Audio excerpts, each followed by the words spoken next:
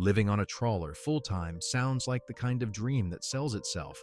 You picture quiet mornings in the marina, coffee on the deck, soft water moving under the hull, and the freedom to wake up with a different view whenever you want. No lawn to mow, no traffic, no noisy neighbors on the other side of the wall. Just you, the water, and a simpler kind of life. And to be fair, some of that dream is real.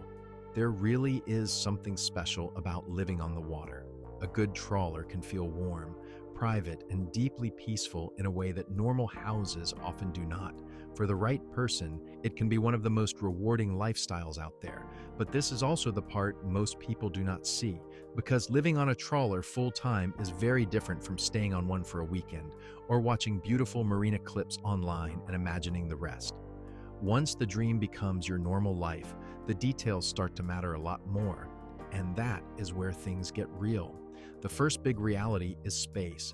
A trawler may look roomy in listing photos, especially when the salon is clean, the windows are bright, and the wide-angle camera is doing its job. But once you actually live on board, you start noticing how limited the space really is. The galley is smaller, the shower is tighter, storage disappears faster than you expect. Every cabinet matters, every drawer matters, and every item you bring aboard has to justify the space it takes up. That can be fine if you genuinely like simple living. In fact, some people love that part of it. They enjoy owning less, organizing carefully, and cutting life down to the essentials. But if you are used to spreading out, buying things without thinking twice, or having a lot of personal space, the adjustment can hit harder than expected. And it is not just about square footage, it is also about how that space feels over time. On a trawler, you do not really have the option to walk away from clutter. If the boat is messy, you feel it immediately. If something is out of place, it affects the whole environment. That brings us to daily life, which is where the fantasy starts turning into routine. Living on a trawler full-time is not permanent vacation mode. You are still cooking, cleaning, doing laundry, managing supplies, and dealing with the ordinary parts of life that follow you no matter where you live. The difference is that everything usually takes a little more thought. Cooking in a boat galley is different from cooking in a normal kitchen. Storage is tighter, counter space is smaller, refrigeration is often more limited. Even something simple like carrying groceries from the dock to the boat can become annoying when you do it over and over again. Laundry can be inconvenient. Trash disposal is less simple. Water usage matters more. Power usage matters more. On land, you barely think about these things. On a boat, they become part of your normal awareness. And weather changes everything.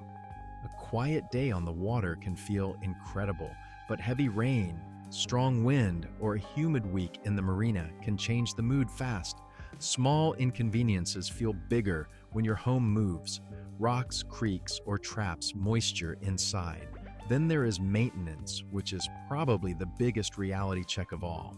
If you live on a trawler full-time, the boat is not just your home. It is also a machine, and machines need attention. Something is always waiting. A pump, a battery, a leak, corrosion, a bilge issue, an engine service, a generator problem, a hose clamp, a seal, a light that stopped working, a system that suddenly decides today is the day it wants your attention. And the hard part is that boat problems do not care whether you are busy, tired, broke, or just not in the mood. This is one of the biggest differences between living in a house and living on a boat. In a house, many problems can wait a little. On a boat, small issues can turn into expensive ones much faster, especially around water, engines, and electrical systems. That does not mean trawler life is miserable. It just means it is active. You are not only living in your home, you are maintaining it constantly, whether lightly or seriously. For some people, that is part of the appeal. They like being hands-on. They enjoy learning systems, fixing things, and staying connected to how everything works. For other people, it becomes exhausting, and that leads directly into the money side of the lifestyle.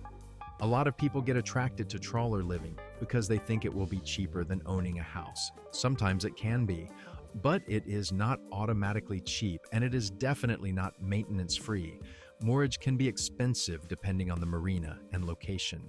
Insurance costs add up, fuel adds up, routine servicing adds up, haul-outs, bottom paint, mechanical repairs, and surprise failures can hit hard when you're not expecting them. Even if you are not cruising constantly, the boat still costs money just sitting there. That is one of the biggest misunderstandings people have. They imagine that once they buy the trawler, the major expense is behind them. In reality, ownership often feels like a steady stream of smaller costs, with the occasional larger punch to the face. And if the boat is older, which many affordable trawlers are, that financial unpredictability becomes a much bigger part of the experience. Then there is the emotional side, and this is where the lifestyle becomes very personal. Living on a trawler can feel peaceful, independent, and deeply satisfying, but it can also feel isolated. Some people love the quiet. Others slowly realize that quiet and loneliness are not the same thing. A rainy week in the marina can feel very different from a sunny afternoon on deck. A cramped interior can feel cozy one day and claustrophobic the next. Even a beautiful lifestyle can wear on you if you are not built for the rhythm of it. And if you are sharing the boat with another person, everything gets amplified. Good communication matters more, patience matters more, personal habits matter more. On a boat, there is not much room to hide from each other. That said, for the right person, full-time trawler living can absolutely work. If you like a slower pace, if you do not need endless space, if you can handle the maintenance mindset, and if being close to the water genuinely makes you happy, the lifestyle can be incredibly rewarding. It strips life down in a way that some people find stressful, but others find freeing. And that is really the truth after the dream. Living on a trawler full-time is not fake. It is not some internet fantasy that never works in real life. But it is also not the easy floating escape that many people imagine when they first fall in love with the idea. It asks something from you. It asks for flexibility. It asks for patience. It asks for money, attention, and a certain tolerance for inconvenience. But in return, it can give you a life that feels more intentional, more memorable, and more connected to the world around you. So, can you really live on a trawler full-time? Yes, absolutely. But the better question is whether you would still love it after the romance wears off and it becomes your ordinary Tuesday. If you enjoyed this video, make sure to like, subscribe, and let me know in the comments whether full-time trawler living still sounds worth it to you.